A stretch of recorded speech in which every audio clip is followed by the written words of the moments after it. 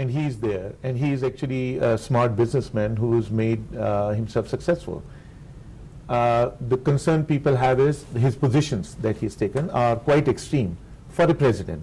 Now, a businessman can do what he wants in the business, but when you're president of a country, you have to be more thoughtful about how you bring about, even if you believe in a change, it needs to be brought about with a lot of consultation, a lot of consensus building within your own portfolios, and then going out and working with other countries. What we are finding is there's a reversal of the process. First he tweets what his policy is, and then the people get very scared about what that is, and then he has his admin people who report to him go out and actually patch up and say actually it is what we all feel more comfortable about.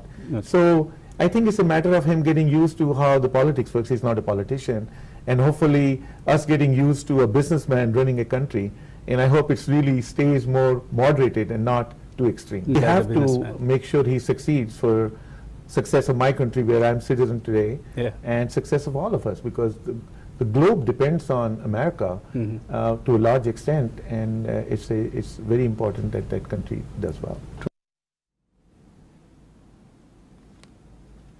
So ఇప్పుడు అప్పటిదాకా మిమ్మల్ని సస్పెన్స్లో పెట్టారు మా వాళ్ళు, ఒక bang వేయాలన్న sense లేకుండా.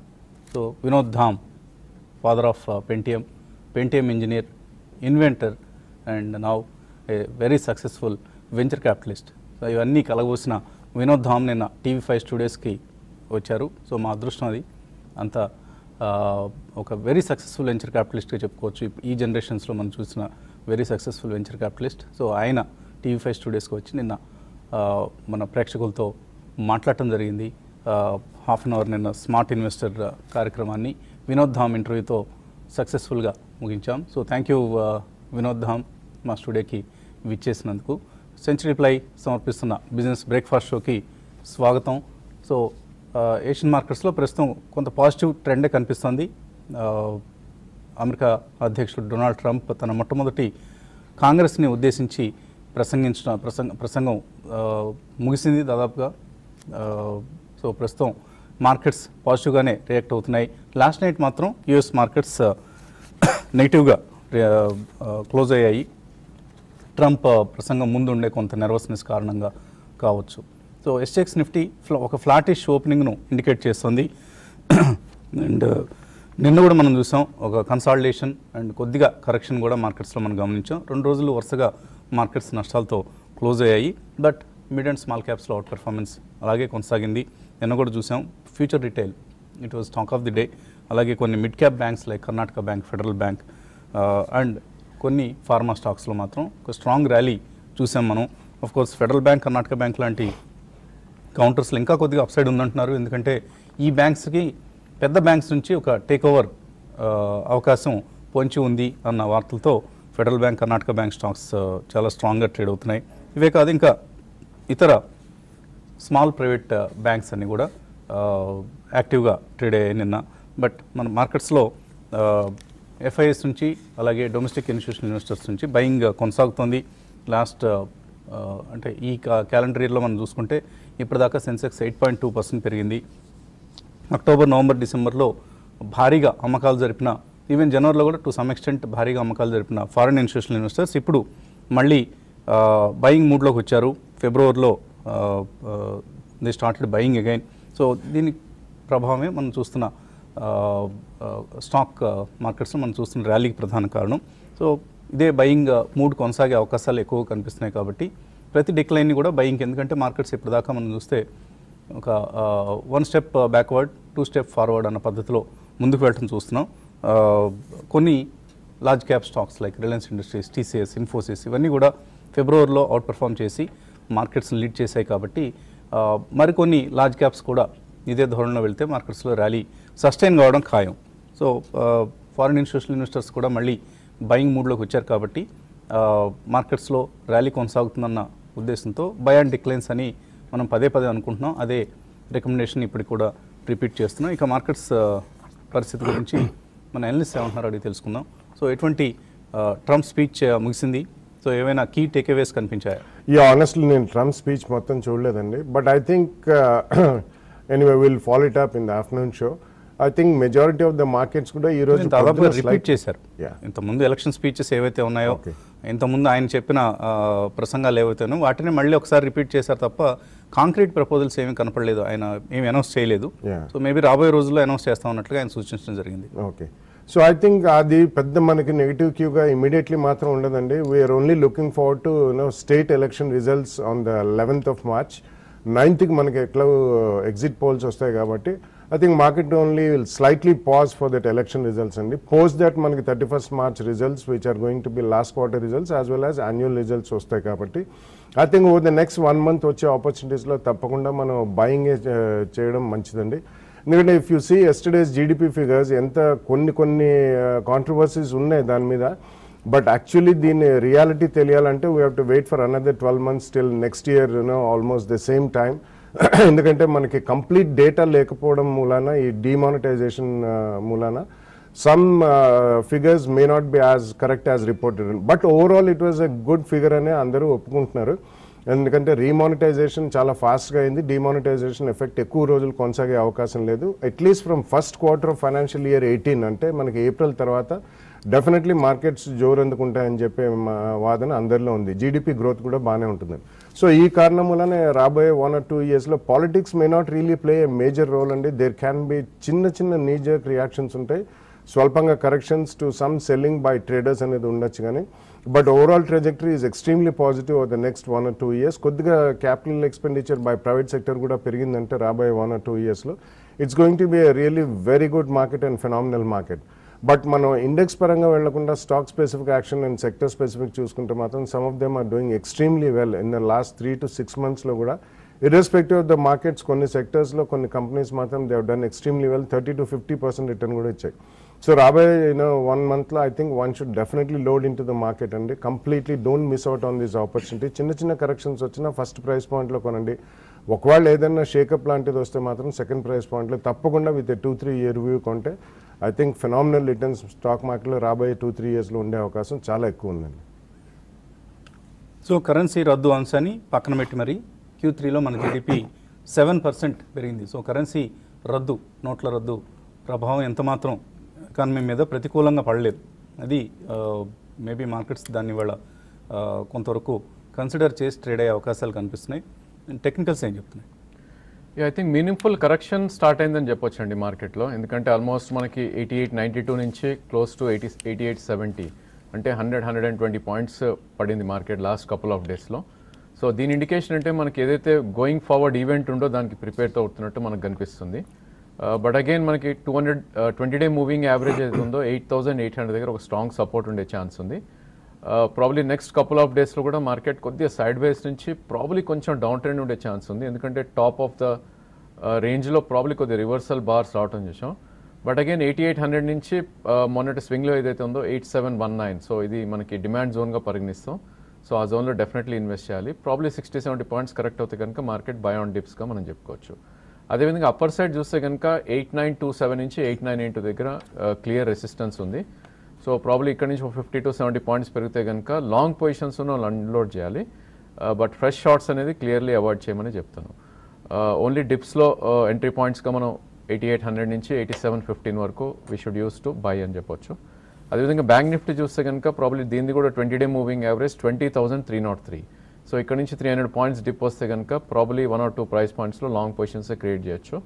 అండ్ వర్స్ట్ కేస్లో ఐ థింక్ మొన్నటి స్వింగ్లో ఏదైతే ఉందో 19,915 అంటే ఇక్కడ నుంచి close to 600 points downside పడే ఛాన్స్ ఎక్కువ ఉంది. ఓకే అండి, ఇన్వెస్టర్స్ నుంచి కాల్స్ అలాగే మెయిల్స్ స్వీకరించబోయే ముందు కాసేపు ప్రకటన.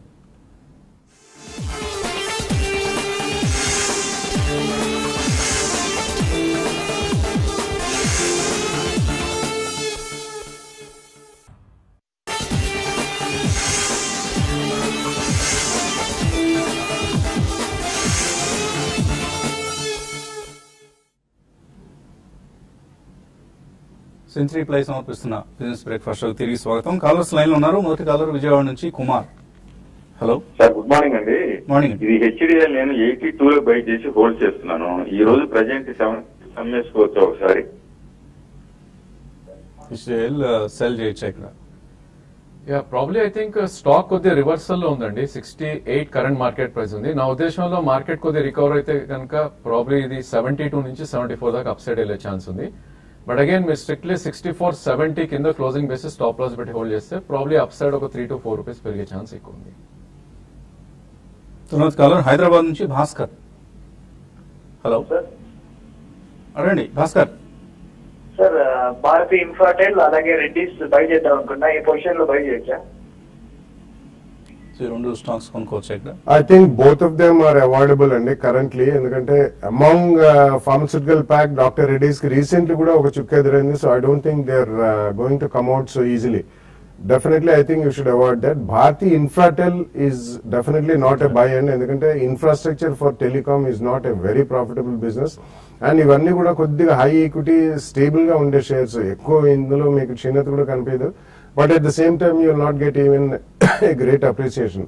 As it is telecom avoid చేయడం but go with the performing sectors and like private sector banks, NBFCs ఇవన్నీ కూడా చాలా లైమ్ లైట్ లో ఉన్నాయి కాబట్టి auto ancillary, auto companies, fine chemical, speciality ఇటువంటి వాటిలోకి వెళ్తే I think you will get better returns. తర్వాత కాలర్ పృథ్వీ హైదరాబాద్ నుంచి. Hello hello sir, Badri. Good morning అండి. మార్నింగ్ అండి. అడండి బద్రి. నాది మనపురం ఫైనాన్స్ 1500 షేర్స్ 100 రూపీస్ లో ఉందండి యావరేజ్. అండ్ ఇంకొకటి లాయిడ్ ఎలక్ట్రానిక్స్ ఒక 200 షేర్స్ ఉన్నాయండి, అరౌండ్ 284 యావరేజ్ మీద. నేను హోల్డ్ చేయొచ్చా మరి? అది అన్నా Manappuram finance and Lloyd electricals, not electronics. I think Lloyd electricals probably కొంచెం డౌన్ ట్రెండ్ లో ఉందండి స్టాక్. ఇది లాస్ట్ కపుల్ ఆఫ్ డేస్ లో ఆల్మోస్ట్ 340 నుంచి కరెంట్లీ అరౌండ్ 260 మార్కెట్ ప్రైస్ ఉంది. సో ఈ స్టేజ్ లో ప్రాబ్లీ హోల్డ్ చేయొచ్చు, ఎందుకంటే ఆల్మోస్ట్ 100 రూపీస్ 120 రూపీస్ పడినాక కొద్దిగా సపోర్ట్ జోన్ లోకి వచ్చింది. ఓన్లీ థింగ్ ఏంటంటే probably should wait for at least 6 months or 9 months అని చెప్పొచ్చు మళ్ళా ప్రీవియస్ హై రావటానికి. Maybe 340, 350 in the next 1 year మళ్ళీ వచ్చే ఛాన్స్ ఎక్కువ ఉంది. మన్నాపురం యాక్చువల్లీ చూస్తే కనుక after demonetisation probably stock as low as 60 దాకా రావటం చూసాం. మళ్ళీ అగైన్ మొన్నటి స్వింగ్ హై ఏదైతే ఉందో 106 దాకా పెరగటం చేశాం. ఈ స్టాక్ కూడా మీకు అట్లీస్ట్ 6 months వ్యూ ఉంటే హోల్డ్ చేయొచ్చు. బట్ అగైన్ ఇట్లాంటి స్టాక్స్ లో you should hold with stop loss అండి. నా ఉద్దేశంలో 87 కింద క్లోజింగ్ బేసిస్ మీరు స్టాప్ లాస్ పెట్టుకోండి. మేబీ 6 months హోల్డ్ చేస్తే కనుక మీకు 10 to 15% ఈజీగా వచ్చే ఛాన్స్ ఎక్కువ ఉంది. తర్వాత ఈ కాలర్ తాడేపల్లిగూడ నుంచి భాస్కర్. హలో గుడ్ మార్నింగ్ అలాగే సార్. మార్నింగ్ అండి. సార్ పిటి లామినేషన్ ఏ రేట్ లో బై చేయొచ్చు? టెక్నికల్ ఎలా ఉన్నాయి? అలాగే capital first, RBL bank present rate లో బై చేయొచ్చా? పిటి లామినేషన్ చూస్తే కనుక ప్రాబ్లీ ఆల్మోస్ట్ మనకి ట్రెండ్ అనేది రివర్సల్ అయిందండి. ఎప్పుడైతే మనకి బాటమ్ అవుట్ అయ్యి ప్రీవియస్ స్వింగ్ హై బ్రేక్ అయిందో ట్రెండ్ రివర్సల్ అంటాం మనం. సో ఫస్ట్ ప్రైస్ పాయింట్ గా మీరు 20-day మూవింగ్ యావరేజ్ చూస్ చేసుకోవచ్చు, విచ్ ఇస్ 62. అంటే ఇక్కడ నుంచి 2.5 రూపీస్ పడితే కనుక మీరు ఫస్ట్ ప్రైస్ పాయింట్ గా తీసుకోవచ్చు. అండ్ సెకండ్ ప్రైస్ పాయింట్ మన స్వింగ్ లో ఏదైతే ఉందో 53 వరకు, అంటే 62 నుంచి 53 లోపల 2 or 3 ప్రైస్ పాయింట్స్ లో మీరు పిక్ చేయొచ్చు. Capital first probably I think you can start buying అండి. ఈ స్టాక్ చూస్తే కనుక ఆల్మోస్ట్ డిమానిటేషన్ లోస్ ఏదైతే 465 నుంచి కరెంట్లీ 660 ఉంది. స్ట్రాంగ్ సపోర్ట్ అనేది మనకి 200-day మూవింగ్ యావరేజ్ దగ్గర ఉంటుంది, విచ్ ఇస్ 628. సో 660 నుంచి 628 వరకు I think you should by. RBL bank probably I think you can start buying ఈ స్టాక్ కూడా, ఎందుకంటే ప్రైవేట్ బ్యాంక్ స్పేస్ లో మోస్ట్ ఆఫ్ ద బ్యాంక్స్ అన్ని ప్రీవియస్ హైస్ హిట్ అవడం చూస్తున్నాం మనం. ఇన్ఫాక్ట్ ఆర్బిఎల్ బ్యాంక్ కూడా ప్రాబ్లీ ఈ స్టేజ్ నుంచి 5 to 7% కరెక్షన్ వస్తే 2 ప్రైస్ పాయింట్స్ లో కొనవచ్చు. తర్వాత కృష్ణా జిల్లా నుంచి రమ. హలో హలో హలో అడండి రమ. నమస్తే. వర్క్ తీసుకున్నానండి లాంగ్ టర్మ్ కోసం. మళ్ళీనేమో ఇండియా సిమెంట్స్ ఎన్సీఎల్ ఉన్నాయండి. 121 లోను 145 ఇంకా యాడ్ చేసుకొని తగినప్పుడు అనుకున్నాను. ఇప్పుడు యాడ్ చేసుకోవడానికి కన్వే చేయనా? Mark, India Cements and NCL. I think mark మీరు ఆల్రెడీ కొన్నాను ఇంకా కొనొచ్చా అన్నారండి. ఐ థింక్ ఆల్రెడీ కొన్నా మాత్రం ఉంచండి. అంటే రీసెంట్లీ అది కొద్దిగా బాగానే పెరిగిన స్టాక్ అండి. ఉన్న మల్టీనేషనల్ కంపెనీస్ లో యాక్చువల్లీ లాస్ట్ 3 to 4 years లో ఇట్ హెస్ బీన్ ఏ లగాడ్. అంత పర్ఫార్మెన్స్ మనకు ఫండమెంటల్స్ లో కూడా కనిపించలేదు. బట్ రీసెంట్లీ ఒక క్వార్టర్ రిజల్ట్స్ బాగున్నాయని చెప్పి ఇటువంటి కొద్దిగా లిక్విడిటీ తక్కువ ఉంటుంది. బట్ మల్టీనేషనల్ కంపెనీస్ కాబట్టి ఎక్కడైనా ఒక క్వార్టర్ రిజల్ట్స్ బాగుంటే షార్ప్ అప్ స్వింగ్ అనేది వస్తుందండి. సో కరెంట్లీ ఉన్న స్టాక్ ఉంచండి. అడిషనల్ గా కొనాలంటే మార్చ్ రిజల్ట్స్ వచ్చిన తర్వాత కన్సిస్టెన్సీ కనుక మెయింటైన్ చేస్తే డెఫినెట్లీ కొద్దిగా పెరిగినా అక్కడ కొనడం అనేది బెటర్ అండి. But India Cements and NCL I think on dips you should buy అండి. నెక్స్ట్ 1 or 2 quarters తప్పకుండా వీటి రిజల్ట్స్ బాగుంటాయి. ఎందుకంటే సిమెంట్ కంపెనీస్ అన్ని కూడా స్వల్పంగా ప్రైజింగ్ పవర్ అనేది ఈ సీజన్ లో వస్తుంది. కన్స్ట్రక్షన్ యాక్టివిటీ కూడా బిరుగ్గానే ఉంటుంది. అండ్ రెండు కూడా ఈ మధ్య కాలంలో కొద్దిగా వాల్యూమ్ ఆఫ్ ట్రేడింగ్ కూడా పెరిగింది and they are doing reasonable well కాబట్టి ఇక్కడ కొనండి. బట్ ఇవన్నీ లాంగ్ టర్మ్ లో కాకుండా నెక్స్ట్ 1 or 2 quarters లో కొద్దిగా మీకు 10 to 15% ప్రాఫిట్స్ వస్తే మాత్రం బుక్ చేయండి. ఓకే అండి. మాధవీలత మెయిల్ పంపించారు. ఆవిడ father 65 years age, Tata balanced ఫండ్లో రెగ్యులర్ ప్లాన్లో ఇన్వెస్ట్ చేస్తున్నారు. అలాగే ఫ్రాంక్లిన్ టెంపుల్టన్, ప్రైమా ప్లస్ ఈ రెండింటిలో ఇన్వెస్ట్ చేస్తున్నారు. రెండు కూడా బాగా పెర్ఫామ్ చేస్తున్న స్కీమ్స్ అండి. కాకపోతే టాటా బ్యాలెన్స్ కంటే కూడా ICICI Prudential balance fund out perform చేస్తుంది ఈ సెక్టర్లో, ఈ సెగ్మెంట్లో. కాబట్టి మీరు ఫర్దర్గా చేద్దాం అనుకుంటున్న ఇన్వెస్ట్మెంట్స్, లంసమ్ ఇన్వెస్ట్మెంట్ ఏదైతే ఉందో దాన్ని invest in ICICI Prudential balance fund. So that రెండు బ్యాలెన్స్ ఫండ్స్లో మీకు ఇన్వెస్ట్మెంట్స్ కొనసాగినట్లు ఉంటుంది. ఆయన రిస్క్ ప్రొఫైల్ కూడా బ్యాలెన్స్ ఫండ్సే ఐడియల్ కాబట్టి. తర్వాత సతీష్ అడుగుతున్నారు, డీప్ ఇండస్ట్రీస్ ఈ రేట్లో 3 to 6 months కోసం కొనుక్కోవచ్చా, ఆర్ ఇంకా ఏదైనా ఆయిల్ అండ్ గ్యాస్ సెక్టర్ సంబంధించి అదర్ స్టాక్ దేని రికమెండ్ చేస్తారా? స్టాక్ చూస్తే కనుక హైయర్ హైస్ ఫార్మేషన్ చూస్తున్నాం అండి. లాస్ట్ 4 to 5 months లో స్టాక్ చూస్తే కనుక 200 నుంచి ఆల్మోస్ట్ 332 దాకా పెరిగి ఒక చిన్న కన్సాలిడేషన్ మోడ్ లో ఉంది. సో చార్ట్స్ పరంగా చూస్తే కనుక స్ట్రాంగ్ గానే ఉంది. Definitely I think you can attempt అండి. 279 కింద మీరు స్టాప్ లాస్ పెట్టుకోవాలి. ఎందుకంటే ఇలాంటి స్టాక్స్ కరెక్షన్ మొదలైనవి అంటే చాలా స్టీప్ కరెక్షన్స్ ఉంటాయి. సో కరెంట్ మార్కెట్ ప్రైస్ 308 ఉంది. సో ఐ థింక్ 279 కింద క్లోజింగ్ బేసిస్ మీరు స్టాప్ లాస్ పెట్టుకోవాలి. 332 దాటింది అంటే కనుక 360, 365 వస్తే కనుక మీరు టైం చూడకుండా ప్రైస్ పాయింట్ చూసుకుని అక్కడ ఎగ్జిట్ అయ్యే ప్రయత్నం చేయాలి. ఉగ్రాణం ప్రశాంత్ అడుగుతున్నారు, ఆయన ఒక్క ఐపీఓకి మాత్రమే అప్లై చేస్తారట, డిమార్ట్ చేయాలా, సిడిఎస్ఎల్ చేయాలా, 3 to 5 years. So craziest IPO అంటే ఇప్పుడున్న పరిస్థితుల్లో డిమార్టేనండి. చాలా హై గ్రే మార్కెట్ ప్రీమియం కూడా దానికి కనిపిస్తుంది. 175 to 200 rupees ప్రీమియం. ఇంకా ఇష్యూ ప్రైస్ ఏంటి అనేది తెలియక ముందే ఆ ప్రీమియం నడిచింది గ్రే మార్కెట్లో. కాబట్టి మీకు లిస్టింగ్ గెయిన్స్ కావాలన్నా, అలాగే హై గ్రోత్ పొటెన్షియల్ ఉన్న కంపెనీ కూడా, not CDSL. CDSL will be like any other financial, like BSc లాంటి కంపెనీ అవుతుంది. అంత ఎక్సైట్మెంట్ ఉండదు. So definitely go for DMart and డబ్బులు సిద్ధం చేసుకోండి. తర్వాత మనపురం ఫైనాన్స్, రాధాకృష్ణ ఇందాక కూడా కాలర్ ఎవరు అడిగారు, అండ్ ఎల్ఎన్టీ ఫైనాన్స్, ఈ రెండిట్లో 3 months కోసం ఇన్వెస్ట్ చేస్తారట, రాధాకృష్ణ చేయొచ్చా? ఐ థింక్ ఎల్ఎన్టీ ఫైనాన్స్ మనం ఇస్ ఎ గుడ్ బెట్ అండి ఈ స్టేజ్ లో. ఎందుకంటే మనపురం ప్రీవియస్ స్వింగ్ హై దాటి ఎక్కువ ట్రేడ్ కాలేకపోతుంది. సో ఎల్ఎన్టీ చూస్తే కనుక డిమాంటేషన్ హై బ్రీచ్ అయ్యి ఆల్మోస్ట్ 5 to 7% పెరిగింది. బట్ అగైన్ కొద్ది హైబిటా స్టాక్ కాబట్టి ప్రాబ్లీ 2 price points లో మీరు ఎంటర్ అండి 3 months కైనా కూడా. మేబీ ఫస్ట్ ప్రైస్ పాయింట్ ఈ ప్రైస్ లో తీసుకోవచ్చు, అండ్ 5 to 7% కరెక్షన్ వస్తే కనుక సెకండ్ ప్రైస్ పాయింట్ తీసుకోండి. Out of the 2 I think LNT finance is better one. Abdul Nazir అడుగుతున్నారు, హెచ్పిసిఎల్ ఇంటరిమ్ డివిడెండ్ డిక్లేర్ చేసింది, ex dividend date is March 1st. నిన్న కొంటే డివిడెండ్ వస్తుందా? సో ఎక్స్ డివిడెండ్ ఇవాళ నుంచి ఎక్స్ డివిడెండ్ అవుతుందండి, నిన్న కొంటే రావాలి. టెక్నికలీ రావాలంటే యాక్చువల్లీ డెలివరీ మాత్రం ఐ థింక్ రేపు వస్తుంది కాబట్టి అది కొద్దిగా I mean I'm really bit doubtful అండి. You got to check with your broker. ఇవాళ ఎక్స్ డివిడెండ్ అని ప్రైస్ కనిపిస్తుంది, but at least it's better to check with your broker. ఒక్కొక్కసారి T+2 డెలివరీ ఉంటుంది కాబట్టి it may be subject to ex dividend price కూడా అయి ఉండొచ్చు. సో మీరు కమ్ డివిడెండ్ ప్రైస్ లో కొన్నారు కాబట్టి మీకు డెఫినెట్గా డివిడెండ్ వచ్చే అవకాశం ఉంటుంది. బట్ ఎనీవే ఒకసారి మీ బ్రోకర్తో కూడా సంప్రదించండి. బాలాజీ అడుగుతున్నారు, హెచ్పిసిఎల్ షేర్లు 16% ప్రాఫిట్లో ఉన్నారట, ఇప్పుడు దీన్ని ఓఎన్జీసీతో మెర్జ్ చేస్తా ఉంటున్నారు కాబట్టి హోల్డ్ చేయొచ్చా, ఎగ్జిట్ కావచ్చా? అలాగే దివి స్లాబ్స్ లాంగ్ టర్మ్ కోసం ఎలా ఉంటుంది? I think HPCL ONGC merger అనేది it has actually raked up a lot of interest among lot of retail investors కూడా అండి. బట్ మీరు 16% లో ప్రాఫిట్ ఉన్నారు. మనకి మర్జర్ రేషియో అనేది ఇంకా తెలియదండి, but overall it's going to become a stronger company.